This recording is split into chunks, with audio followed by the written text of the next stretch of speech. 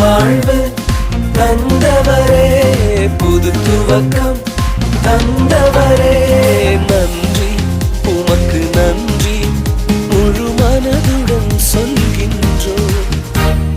நன்றி உமக்கு நன்றி மன நிறைவுடன் சொல்கின்றோம். சொல்லுங்க, நன்றி. நன்றி உமக்கு நன்றி முழு மனதுடன் சொல்கின்றோம். நன்றி உமக்கு நன்றி மன நிறைவுடன்